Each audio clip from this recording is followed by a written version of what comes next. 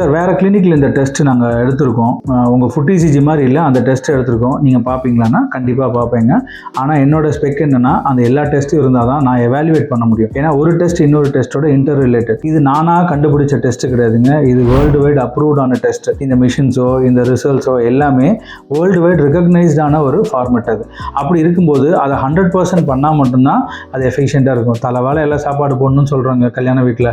அதில் நீங்கள் பாயசத்தை போடாமல் இல்லை மோர் கொடுக்காமல் இல்லை ஒரு ஸ்வீட் வைக்காமல் இருந்தால் நீங்கள் அதை கம்ஃபர்டபுளாக நீங்கள் சொல்லுவீங்களா தலைவாழை எல்லாம் சாப்பாடு போட்டாங்கன்ட்டு? அந்த மாதிரி தாங்க ஃபுட் இசிஜின்றது மொத்தம் 7 டெஸ்ட் வரணும். மொத்தம் எல்லா டெஸ்ட்டும் இருந்தால் தான் டோட்டல் எவாலுவேஷன் கிடைக்கும். அந்த எவாலுவேஷன் இருந்தால் மட்டும்தான் ப்ரோக்னோசிஸ், நம்ம ட்ரீட்மெண்ட் எப்படி கொண்டு போகிறோம், என்ன பண்ண போகிறோம் அப்படின்றது டிசைட் ஆகும்.